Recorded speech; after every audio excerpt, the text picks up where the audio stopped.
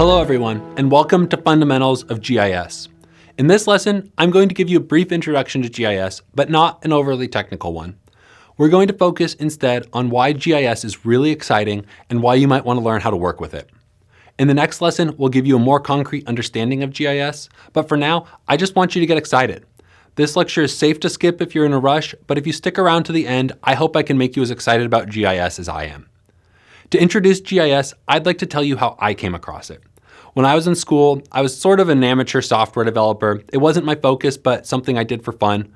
And I like to solve problems by automating them with software.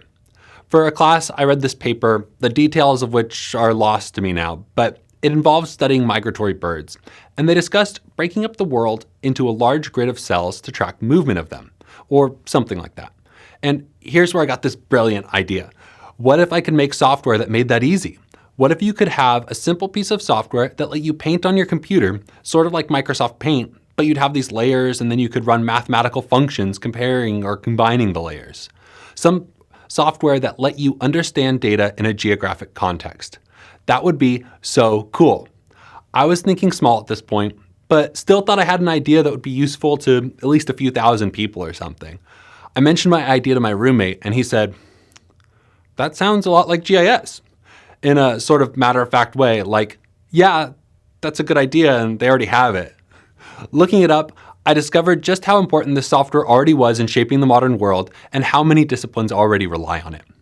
So much of what we interact with matters in part because of where it is or what's around it, and people had been building these types of tools for decades.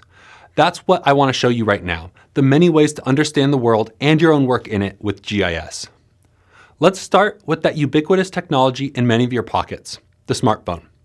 I'd argue that the GPS chip in those phones is nearly as critical to their usefulness as the persistent connection to the internet. We're always using our devices to understand what's around us, to find a nearby place to eat, or a place to buy something we need. Or we might be touring and trying to find things to do, and then we need to find out how to get there, so we'll use the mapping feature on the phone. These are all core components of GIS.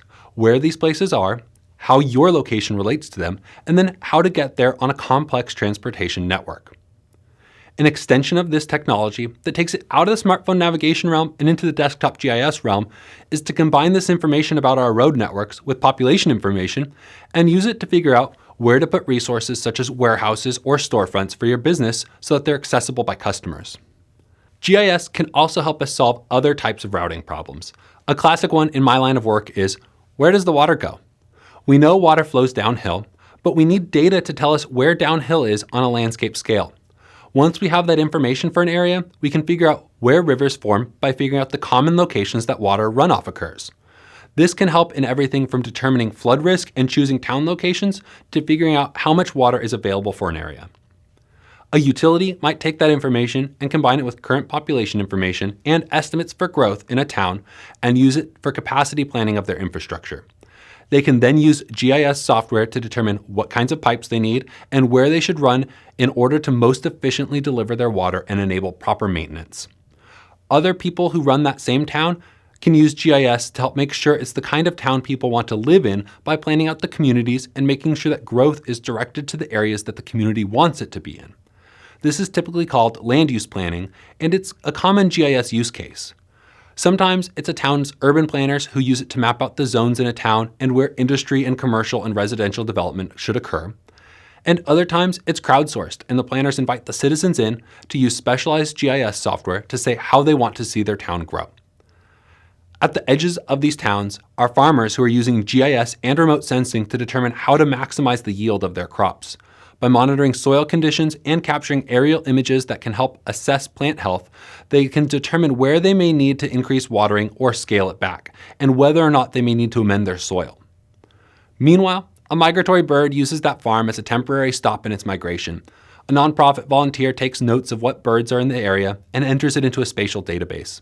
The nonprofit then builds maps that show the range of the species, and these go in books and online publications to help birders and members of the general public identify and connect with the birds. In the county or state government, an economist may be interested in what crops the farmer is choosing to grow in order to accurately estimate economic output across regions. They can use this to determine what kinds of jobs and training are needed in a given area, understand how the value of that land is changing when production changes, predict tax revenue, and direct funds for infrastructure. That data is also passed off to members of the emergency management agencies. They keep track of incidents of floods, tornadoes, hurricanes, and earthquakes, and this information can help them estimate and prevent human and economic losses from these types of disasters. Even with all these stories, we're still only scratching the surface of what you can do with GIS. But what really excites me is that it seems like so much of the world now understands the importance of location. There's an old saying that you never really understand something until you understand how it relates to something you already know. This is the crux of spatial information, referencing our data to other locations in the real world. To almost any important fact, we can add context by knowing where something occurred. Spatial information opens up a whole world of possible new questions or interesting answers when added to an organization's other data, and that's something that's rapidly occurring right now. We're already witnessing a generation of people who grow up with location information in their pockets. There are many directions that information can take you. One direction is what you learn in this class, which is to analyze location data. I do think that it will become so important to be able to analyze location data that the next generation will learn the basics of GIS the way that my generation learned how to use spreadsheets. Again, I think all of this is really exciting, and I hope it illustrates that GIS isn't just one thing. It's a general set of technologies and a way to think about data that open up exciting new possibilities. I'm even more excited about GIS now than I was when I thought I came up with the idea many years ago. It's getting more interesting and more powerful every year. I'm glad that you're here to learn how, so let's go get started.